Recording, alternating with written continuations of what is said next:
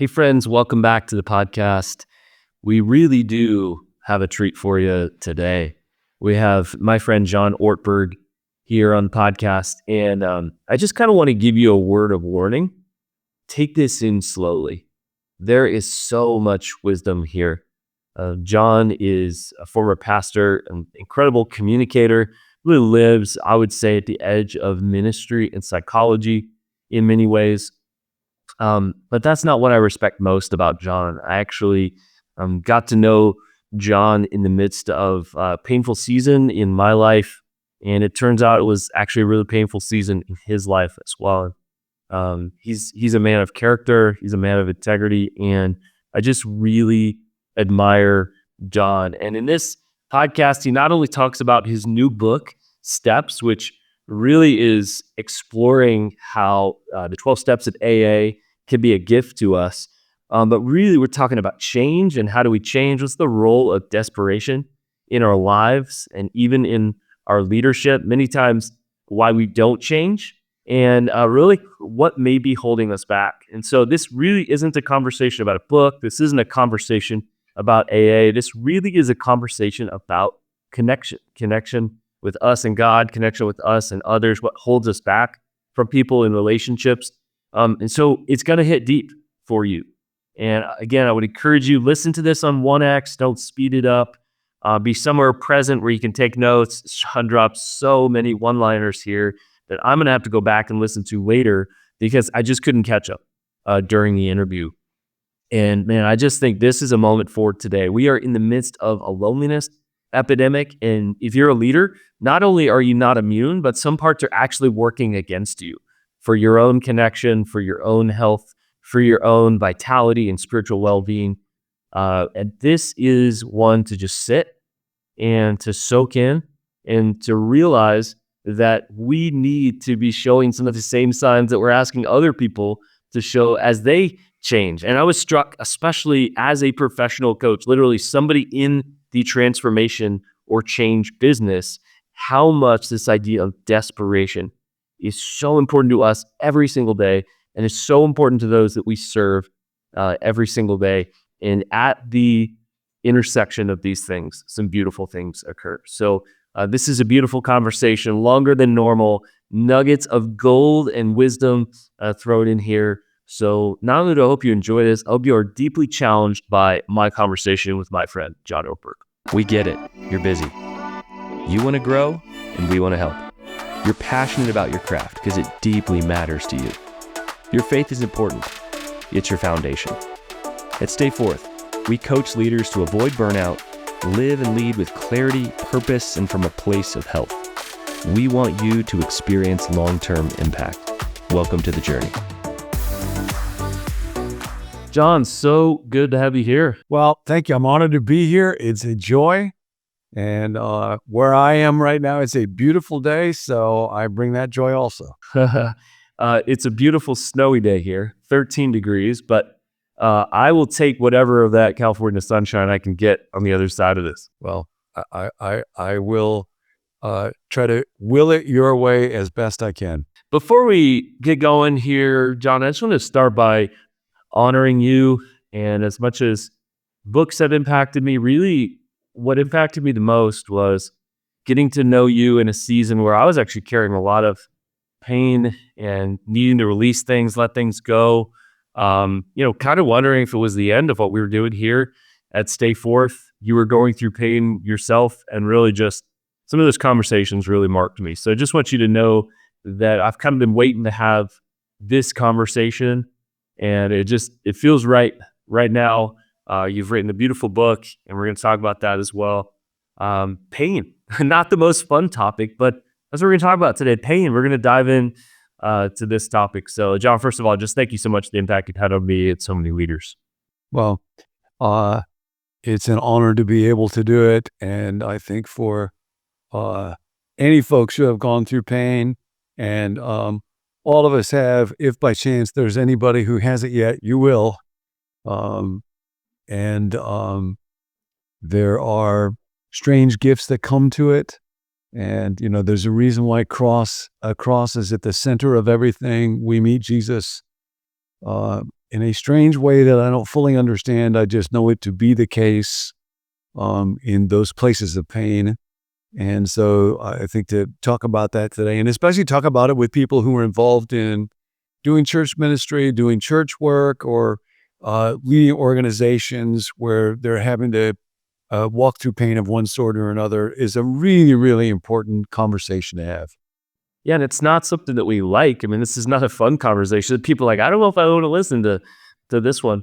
But it's necessary. And we always look back on it and go, man, that matured me. I mean, what is it, John, about pain that sort of squeezes us in the right ways and then ultimately can lead to such maturity in us? Yeah, it's striking. I remember many years ago, I was at a church where we did a survey and asked people, um, when were you in an era where you really grew spiritually, and what most catalyzed that? And it was quite sobering because I was teaching there, but people did not list teaching or reading. What they listed was pain and suffering. Seasons of suffering were times when people grew the most. And when we look at the New Testament writings, you see this come up over and over. James, at the beginning of his letter, when all kinds of trials and temptations crowd into your lives, don't resent them as intruders, but welcome them as friend. Realize that they come to test your faith and produce in you the quality of endurance. So let that process go on. Or when Paul writes to the church at Rome and he says, we boast in the hope of the glory of God. But not only that, we boast in our sufferings. What a strange thing to say. We boast in our sufferings because suffering produces endurance, and endurance produces character, and character produces hope. So that link between suffering and growth, and that there's just unique ways in which suffering makes growth, the development of resilience and courage and persistence and patience and character possible, is something that I think wise people have always understood. Ancient Greeks understood it. It has a unique role to play in the Christian faith and in the life of Jesus. And I don't know that anybody fully understands the dynamics of why, but that is really, really clear. Can you drill down for a moment and just talk about yourself, maybe getting specific? What are some of the ways you're different now on the other side of, maybe we're never fully on the other side of, but really on the other side of some significant pain that you've been during your life? How is John different? Yep. That's been a journey. I don't need to go into the details. They're not fully mine, but there's numbers of learnings that for me have come and have tended to come more in pain. One of them, when it comes to, if anybody who's listening to us is involved in church work and has had something that made that difficult or made it necessary to stop doing that when you didn't want to, and I've experienced that. And a thought that came actually on that day when I got home and I was feeling sad and something between grief and self-pity, the thought that came was, there is no barrier to my joyfully serving God today. And whether I'm doing it at a church or not, whether there's a paycheck that somebody's signing or not, whether I am teaching and people see it, or washing the dishes, or making a meal, or watching a child or a grandchild, um, uh, in any given moment, whatever I'm doing, I am able to do it for God, together with God, and offer it to God. There is simply no barrier that any circumstance can place in front of my joyfully serving God today. And of course, if I don't believe that, I have no business working in a church. If I do believe that, then it doesn't really matter where I'm working. God isn't nervous about his project. I can serve it. So that thought was a real helpful one for me. Another one was circumstances being okay is not an adequate foundation for life. And I found, because I would say my life has been relatively privileged, and resourced for large chunks of it. And so I kind of had the thought that life was supposed to be okay. Circumstances were supposed to be okay. And if they ever were not okay, then my job was to figure out some way to fix them so that they would be okay and I could get back to normal. And then eventually a time came where there was loss and pain, where it was real clear it could not be fixed. I could not fix it. That was not going to happen. And so then I realized I have to find ground to stand on, a way to function. How do I get through this day? How do I do whatever needs to get done today? Other than standing on the ground of, yeah, my circumstances were okay. Things feel solid. Things feel reliable, predictable, fixed. So that notion that I must find a place, and of course, ultimately that place is God, and we all know that, but it's one thing to know it. It's another thing to try to find a way there when the journey is just too much. So that reality, that circumstances being okay is not an adequate foundation for life. So I have to find another place to stand. That would be another change and truth that was real helpful to me. Hey, Wade, thanks for tracking on this far. If you're enjoying this video or you just enjoy content from Stay Forth Designs, do me a favor, turn on post notifications, hit that like button, and subscribe to us. We release new content every week. You're getting a new episode of the podcast, and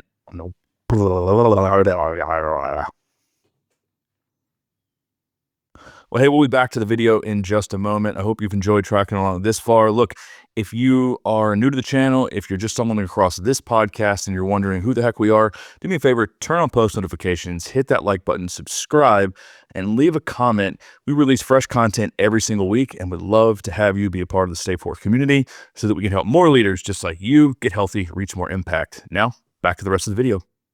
It's interesting, the messages that we believe, really the lies we believe while we're in pain. And I think one of them is nobody else can understand, and maybe this is even going to push me away from people. And yet communities in pain have a special bond.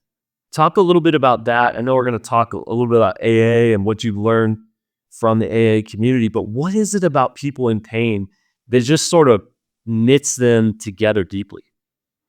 It's another one of those realities that's almost like a chemical dynamic. You just watch it at work. I do a kind of a daily podcast of teaching, and one of the informal names that we have for our little online community is the Fellowship of the Withered Hand. And it comes from that story of Jesus going in the synagogue, and there's a guy with a withered hand. And, if that's you and you're in a religious context, you're probably hiding that hand. The last thing you want to do is have it exposed and have people see it. And of course, Jesus deliberately draws attention to this man and has him stand up. And not only that, but actually tells him, stretch out your hand. And that's the one thing the man desperately doesn't want anybody to see. And in fact, the one thing that he can't do that Jesus calls him to do. And somehow in that moment of shared weakness, the power of God comes, healing comes.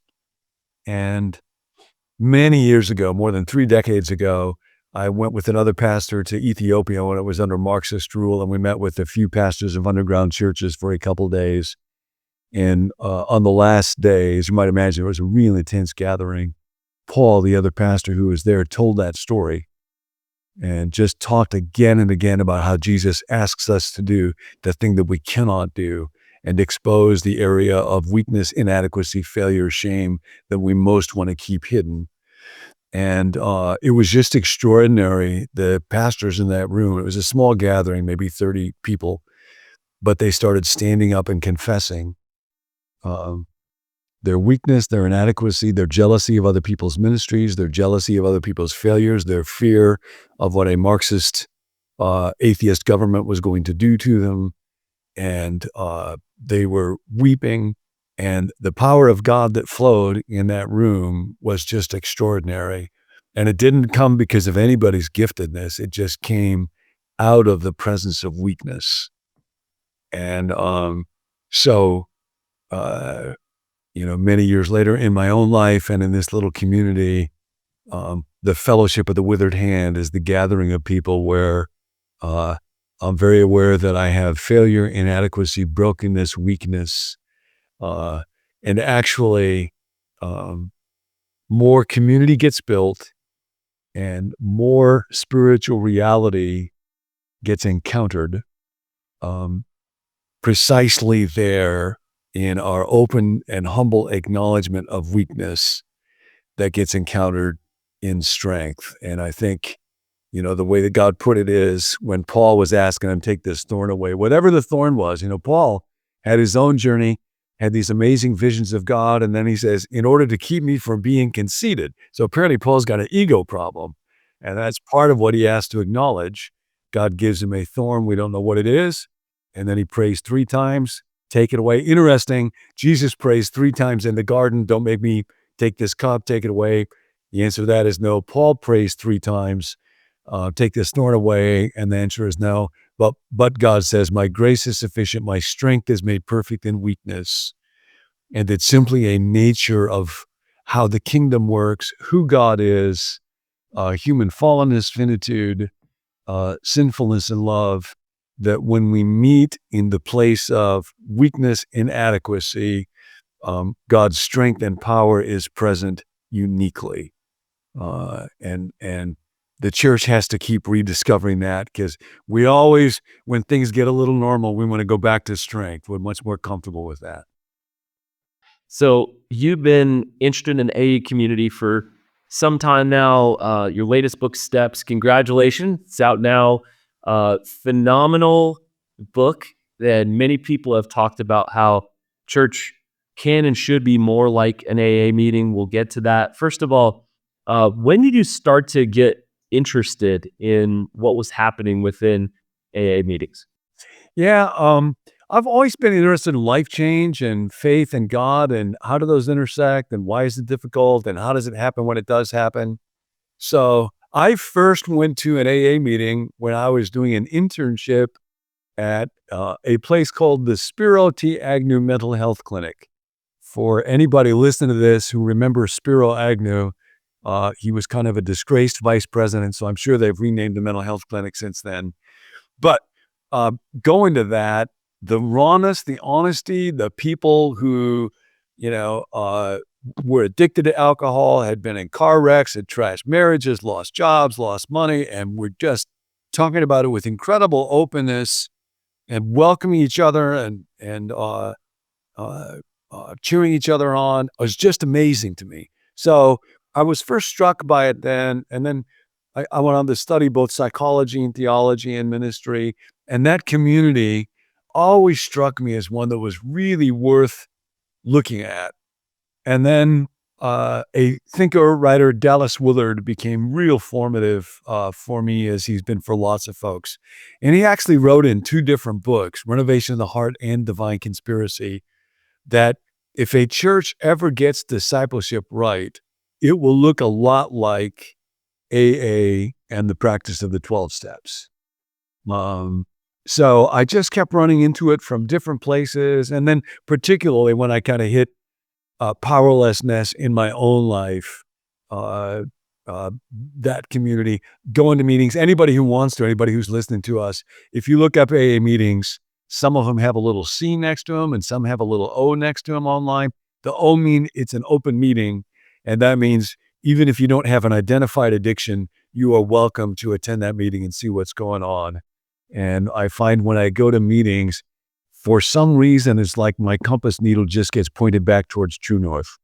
So use this phrase that, let me make sure I get it right. AA got 12 steps from the church. Now the church needs them back.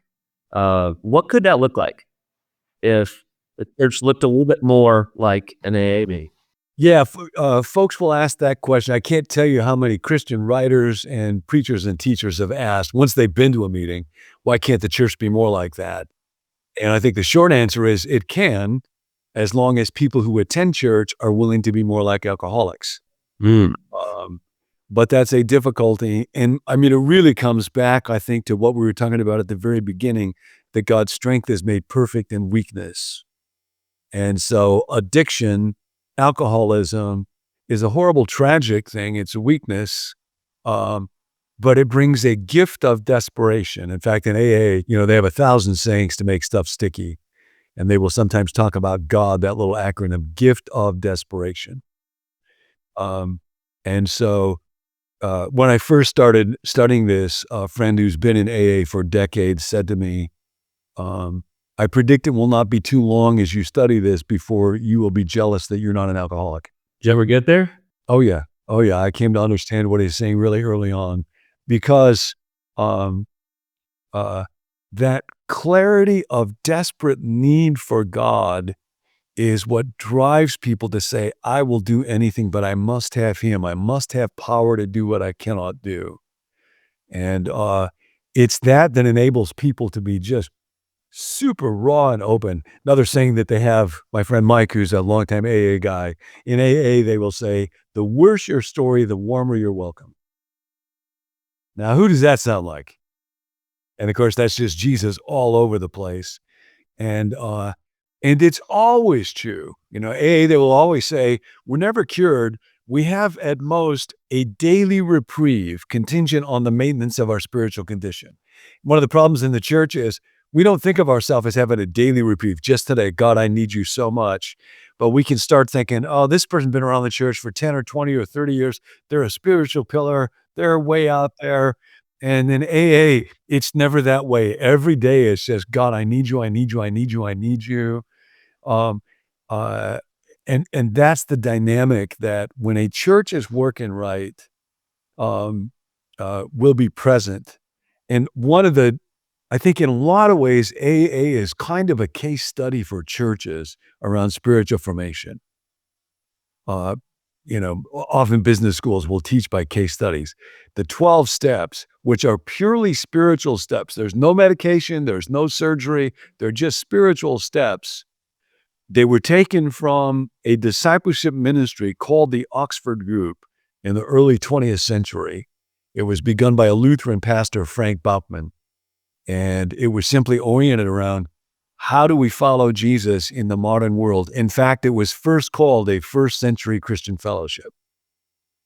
And it was centered around quite intensely pursuing fellowship with each other, really serious self-examination, confession to other people about the true nature of my wrongdoings in my soul, earnestly seeking after God for guidance together with others, devoting our lives to prayer and meditation, and then the service for other people. And what happened with AA, a lot of people don't know this, is that initially Bill W. Encountered a man named Ebby T., who had been a drunk and was sober. Bill had a very powerful experience with God, and then got involved with the Oxford Group, as Ebby T. did, and just began practicing those steps. And then eventually he met a guy named Dr. Bob, and Dr. Bob had an encounter with God. He was in Akron. Bill W. was in New York. Dr. Bob was involved with an Oxford Group in Akron, Ohio. For the first 4 years of AA, there was no AA. There were no 12 steps. There was no big book. There was just people getting into the Oxford Group and finding how to be and live out as a disciple of Jesus. And it wasn't until 4 years in, now there's 100 people that had been hopeless drunks. And they are all gaining the power to live in sobriety, freedom of addiction. And all they're doing is living as disciples of Jesus through what they had learned through the Oxford Group. So it's kind of a sobering thing to ask. If I'm pastor of a church, if somebody comes to my church and does spiritual life the way that we teach them to in my church, will they, oh, by the way, get sobriety and freedom from addiction as a byproduct from their life of discipleship? It's a spiritual way of life. We'll talk on our day about like a discipleship pathway or rule of life, that kind of language. That's what the 12 steps were. It was a fellowship and then a design for living, a way that discipleship was made concrete, actionable, not legalistic, but not vague, very practical. And through it, ordinary men and women that were headed for death and hell received the power to live sober lives, to what God was doing. And so that's part of where I think there's just rich stuff to be learned there. John, is there one of the steps that is either your favorite or just has a unique resonance with you? And the answer to that is definitely no. So I'll say a little bit about that. Um, Often in the church, when we'll talk about spiritual practices, people talk about, I kind of like this one. If they're an introvert, I like solitude. If they're an extrovert, I like fellowship. My wife has never had an unexpressed thought or feeling. So, she'll say, solitude would be okay as long as I could bring my friends along. The 12 steps are very different. You will notice people can Google them. If you Google them, one of the things that you see is they're all in the past tense. We admitted that we were powerless over alcohol or whatever your primary sin, attachment, pattern, habit is, and our lives had become unmanageable. And then secondly, came to believe that a power greater than ourselves could restore us to sanity. And then third, we made the decision to turn our will and our lives over to the care. And then four, made a fearless and searching moral inventory. The reason that they're in the past tense and the reason that's significant is it's not hard for people at a church, if they're bright, to go away and spend a weekend designing a calendar and then come back and say to everybody at the church, okay, here's our rule of life. Do solitude this often, do Sabbath this way, read scripture or do Lectio or centering prayer, serve this much, meet with it. It's not hard to do that. What's hard is actually for people to experience transformation. And there's always something organic about that kind of way of life. What happened with AA is they discovered the way of life first and did it for 4 years and had 100 people experience miraculous deliverance from the power of addiction. And only then did they codify it. It worked first. To this day, if you go to an AA meeting, at the end of it, people will join hands. And after they say the Lord's Prayer, the Serenity Prayer, they will chant together, keep coming back. It works. Or often keep coming back. It works if you work it. And, I think the hunger is for us in the church as we seek change and transformation by the power of God. We want to be able to say that with unforced sincerity in the church. So each of the 12 steps got kind of codified or written down after several years of watching them all work together as a vehicle for the power of God to come into people's lives. They're very tightly connected with each other. They're not particularly linear. You're never done with them. Often in churches, we want to have a discipleship curriculum, and then what am I done? 12 weeks, and then I can sign off and the curriculum is finished. 12 steps, you're never done. We do them the rest of our lives. But they are also very, very connected with each other. So that first step is the step of utter loss, surrender. I'm powerless. It's hopeless. And Bill W. experienced that. Dr. Bob experienced that. Isaiah experienced that. Woe is me, for I'm a man of unclean lips. Peter experienced that. Get away from me, Lord. I'm a sinful man. Paul experienced that. I do not understand what I do. The things that I don't want to do, that I do. That which I would not do, I do.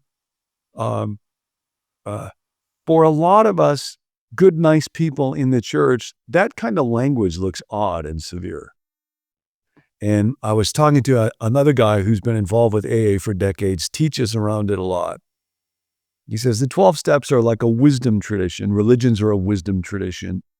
He said the problem with most churches and most religions is they have a wimpy step one.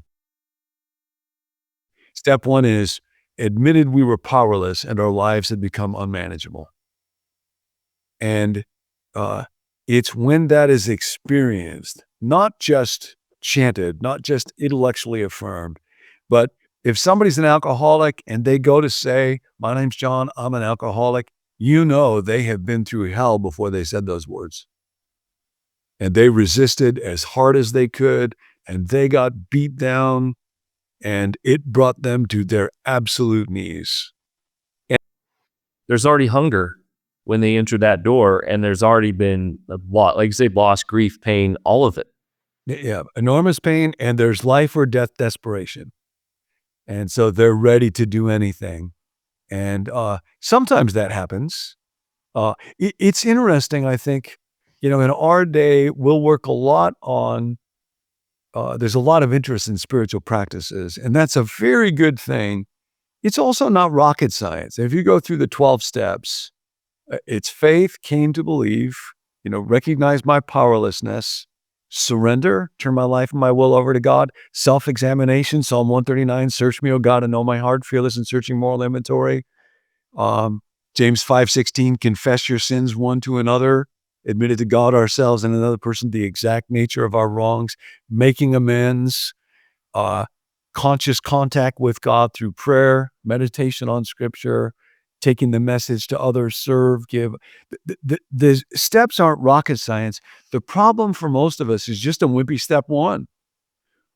And then that makes a wimpy step 2 through 12 because we don't feel a desperate need for it. What's interesting is you tend to see transformation happen in places where people have a clear and unforced desperate need. Addiction is one, prison ministries. Very often, if you're ever at a place like that, most folks in prison are going down one road. And then if people are going down the Jesus road, they are going down the Jesus road with great intensity, where there's poverty, deep poverty. Often there's a way of life with great intensity. Somebody's going through a terminal illness, or where the church is persecuted, like when I was in Ethiopia. So it's very interesting. It's generally in communities that have a real strong step 1. And again, you see this in the New Testament. Jesus tells the story about the prodigal son and the elder brother.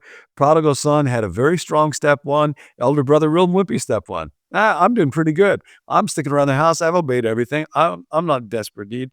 Pharisee and a tax collector go to the synagogue to pray. Tax collector wouldn't even look at heaven. Have mercy on me. That's a real powerful step 1. Pharisee, thank God I'm not like those other people. He's got a wimpy step 1.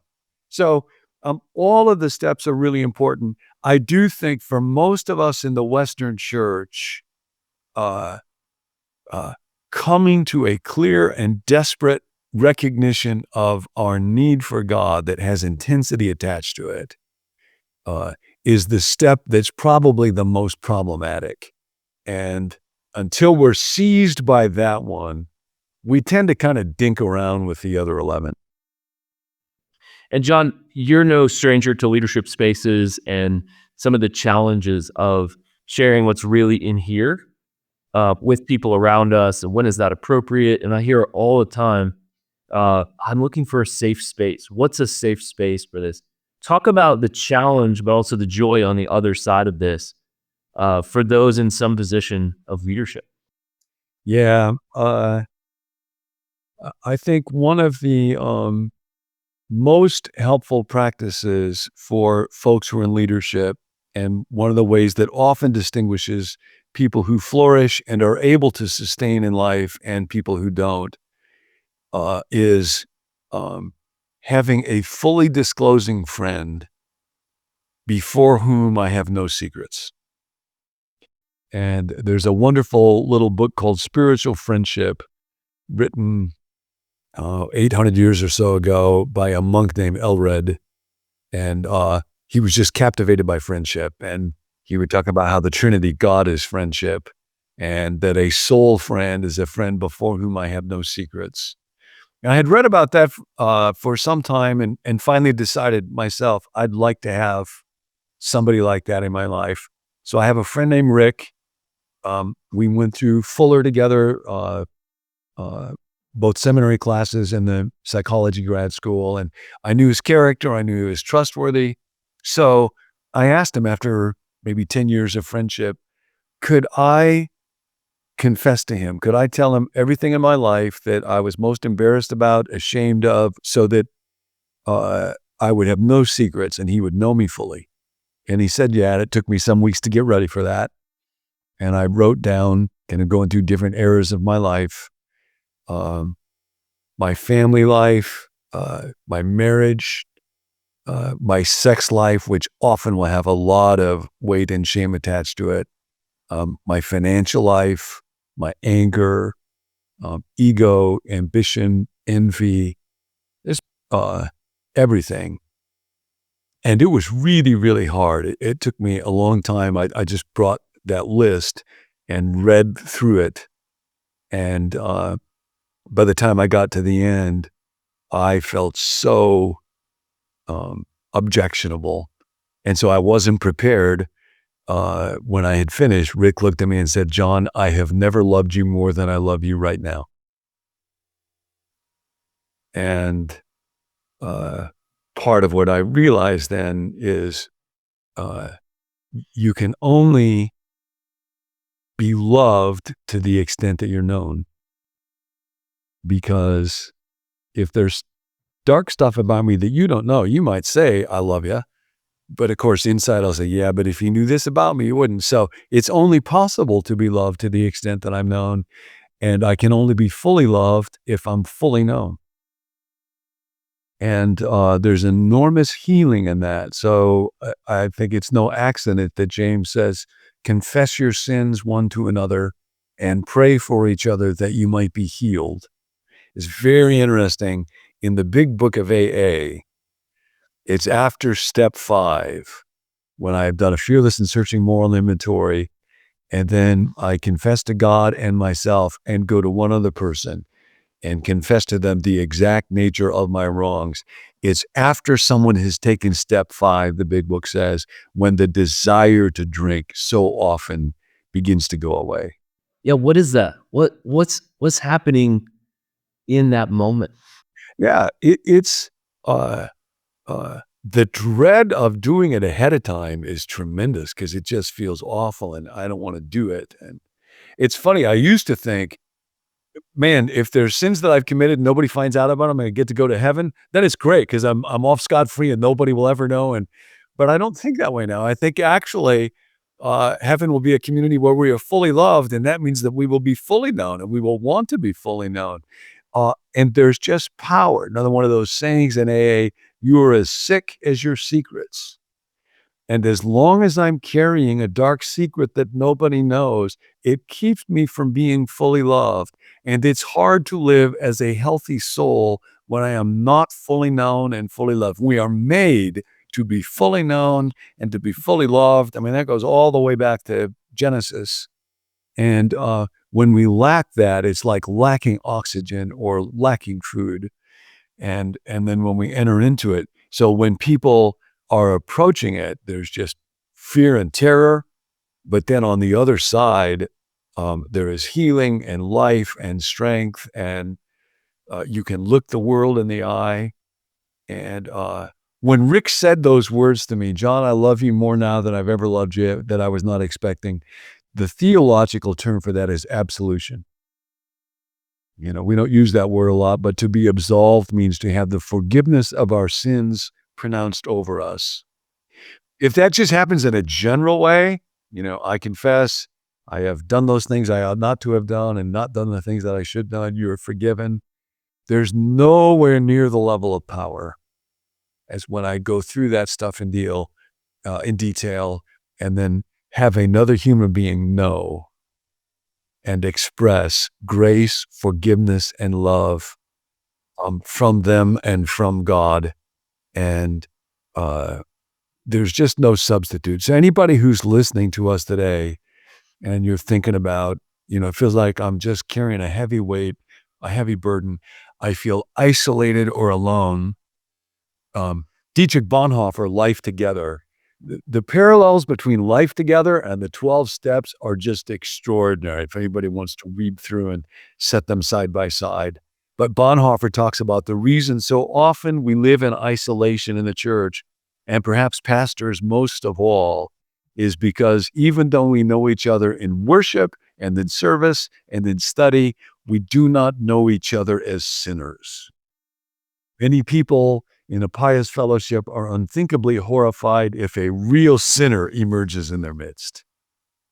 And so that liberating power of having a fully disclosing friend who knows everything about me, especially for those of us who are in the church, who do ministry, because it is irresistibly tempting. If I preach, I'm standing up in front of people, I can carefully think about, screen and filter what I do say, what I don't say. I can try to look vulnerable without actually saying something that could get me into trouble and have people think, oh, this is somebody that really loves God. I can, even without trying to do it, make it sound by the tone of my voice like, oh man, I'm so devoted to God, or so emotional when I think about His grace, or all that stuff is just sin that gets in us so deeply that it's not even something that I could just stop by willpower. It's just in my body. And so to enter into a community of being fully known where I can confess it is very liberating. And that's become so helpful to me. Rick and I actually call each other up now every morning. We did it this morning when we're both around Monday through Friday from 6:50 to 7 o'clock or so a.m. Where were you tempted yesterday? Where'd you mess up? Where do you need help? What are you facing today? We pray for each other.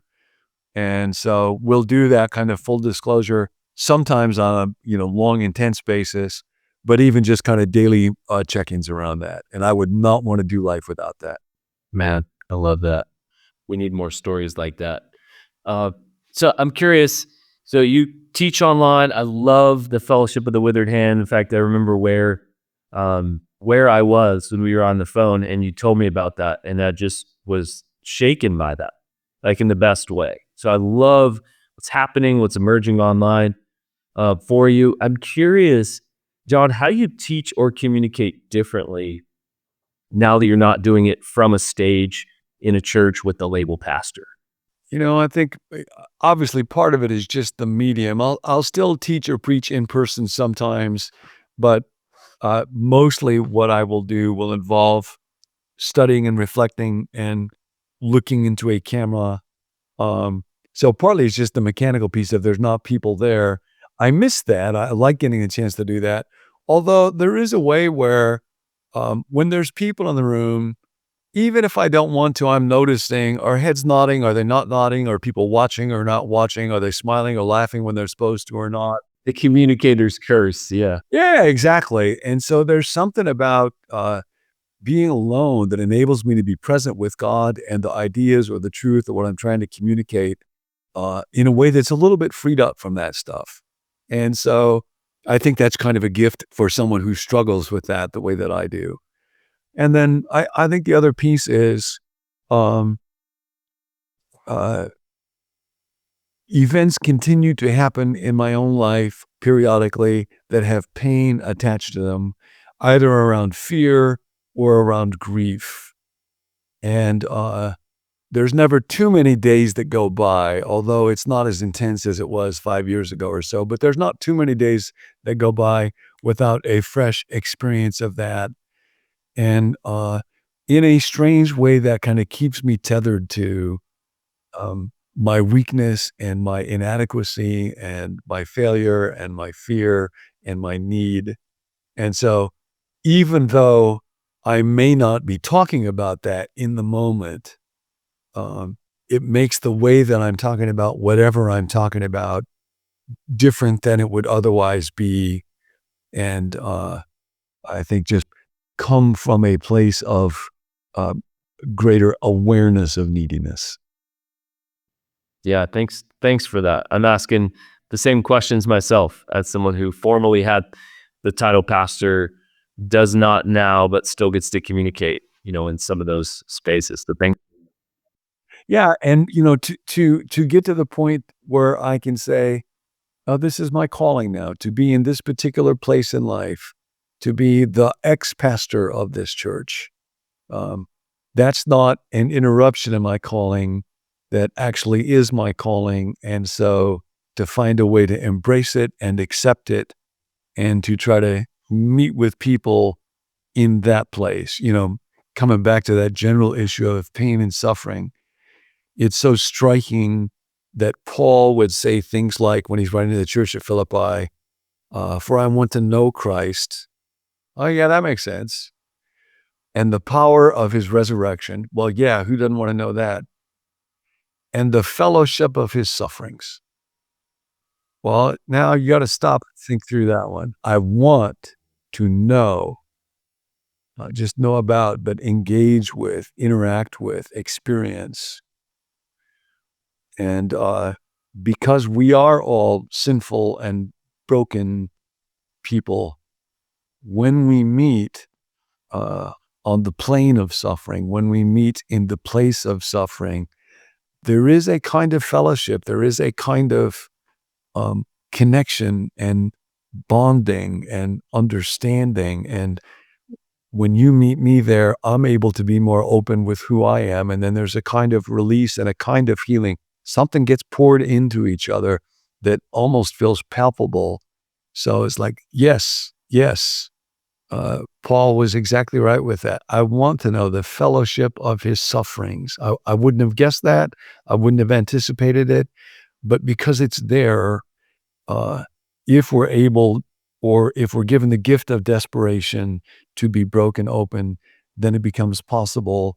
And that's what people so often find. AA, because it was born in the church, often meets in churches, but usually in the basement, because they're basement people, metal folding chairs, messy people. And they will sometimes say, when you go to church, you can go upstairs and hear about miracles, or you can come downstairs and see them. And so to meet in the basement, that's what Paul is talking about, the fellowship of his sufferings. I want to meet in the basement. Not just the power of the resurrection, the fellowship of the sufferings. I want to meet in the basement. I'm struck by how this conversation, we're talking about connection and true community and healing in a loneliness epidemic. This is great news. And that this is a message we need right now, in this moment, in the age of outrage, in a loneliness epidemic, all of it. So John, thank you so much. Thanks for all of your work, many years of studying this as well. Folks, I'd highly encourage you to crack this open right now. Not just seeing it as a book for addiction, but truly a book for connection. So John, I thought the place to leave this would be you just speaking encouragement in life to the person out there on their drive who's struggling, the person that thinks it's the end, the person that has no way out of this valley, that's wrestling with deep depression. Leave them with words of life as a way sort of to encourage, maybe even a final benediction, to speak it directly to those of you who are listening and watching who have hit the bottom. Well, and I'll just say it's precisely when we hit the bottom. That is step one. It looks like the end. It looks awful, and it is. But it is the place where true hope meets us. And it's only in that place that then that next step came to believe that a power greater than ourselves could restore us to sanity. And there is such a power. And he has been revealed supremely, matchlessly by Jesus Christ. And he will meet you there. And your powerlessness and the pain of this moment and the difficulty of it are very, very real, but they are not the end. They are not the last word. He is the last word. He gets the last word. And if you seek him there, if you fully seek him, you will find him. He will be there. Dallas Willard used to say, and this may be a good phrase to close with, God's address is at the end of your rope. Wow. John, thank you. Thanks for who you are. Thanks for talking about a hard topic today. And of course, thanks for the gift of this new book and coming on today to share about it. Grateful for you. It's an honor to have a conversation. Thank you.